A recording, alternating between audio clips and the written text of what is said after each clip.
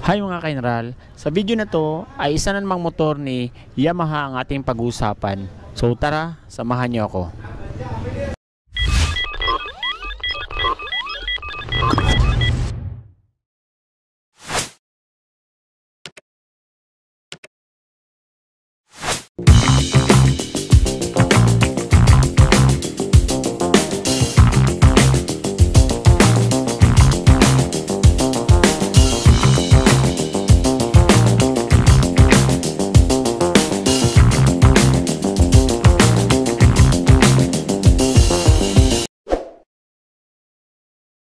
Walang iba mga ka-Enral kundi ang Yamaha XTZ 125 2023. So ito siya mga ka-Enral. Ang motor na to ay merong 124cc, may max power na 10 horsepower at 7,500 RPM at max torque naman na 9.9 Newton meters at 5,500 RPM. Ito rin ay naka single cylinder, 4-stroke, 2 valves, air-cooled at naka-single overhead cam engine. Meron din itong bore stroke na 54mm by 54mm at compression ratio na 10.0:1. Ito na ito mga ka-Enral is meron pa siyang kickstart kasi siya ay carburetor type pa rin. So naka-manual transmission at naka 5-speed gearbox ang motor na ito. Kulay blue ang motor na ito mga ka-Enral, no? At puntahan agad natin ang ilaw ng motor na to. So ang headlight nito is naka bulb type pa siya at ang kanyang turning lights is bulb type pa rin, no? And then ito nakitang-kita nyo ang kanyang mga gulong ay off-road ready na. And then ang kanyang suspension sa harap is naka-telescopic and then may rubber boots na. Pagkatapos meron siyang reflectorized dito sa gilid, yan. Ito banda sa kanyang front fender. Naka-disc brake na rin ang braking system nito sa harap at mayroong dual piston caliper yan. Wire spoke pa rin ito mga ka-Enral, no? Yan. And then ang tire size nito is nasa yan 80 by 90 21 yan. So napakalaki at talagang off-road ready na, kitang-kita nyo dito sa kanyang mga gulong. Dito tayo banda sa kanyang mga pindutan mga ka-Enral yan. So nandito yung high beam, low beam, turning lights at busina. And then sa kabila naman is kill switch tapos electric start yan.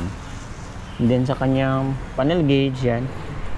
So naka ano pa siya, no? Analog type yan. So kita-kita niyo dito yung odometer yan.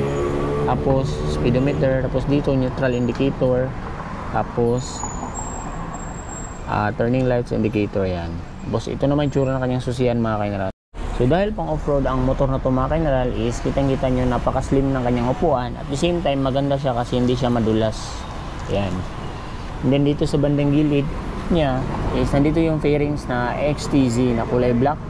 Tapos may kasamang white. Yan, 125. Napaka-minimalist lang niya mga ka-Enral, no? Wala masyadong maraming decals. So maganda siya tignan. And then nandito yung kanyang choke. Yan.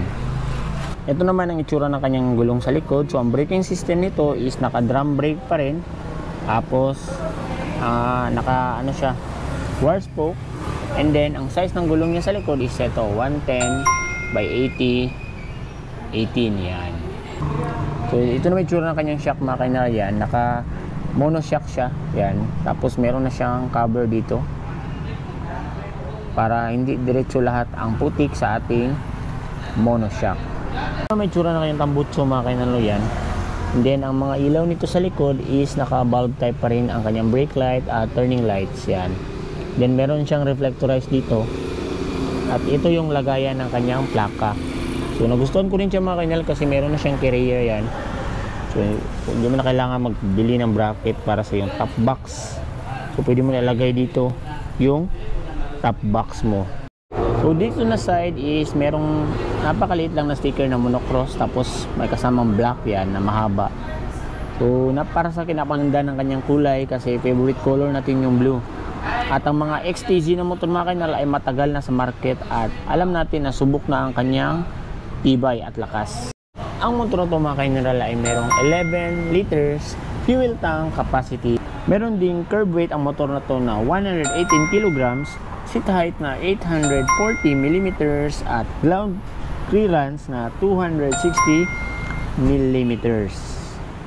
Ngayon, alamin na natin kung magkano na nga ba ang cash price ng XTZ 125 ngayong 2023. So mga kainral, ang cash price ng motor na to ngayon is nasa 89,900 pesos at pwede mo siyang i-down payment ng 6,800 pesos at 36 months monthly installment na 4,765 yun. So kung trip nyo ang motor na to mga kainral, nandito lang to sa CDO2 Cycles, no? Dito sa General Santos City sa Mabuhay Road. Kung mga kainral, kung umabot ka sa part ng video na to, is gusto kong magpasalamat no, sa patuloy na panunood at suporta sa ating munting YouTube channel. So yun lang mga kainral, ride safe, bye bye.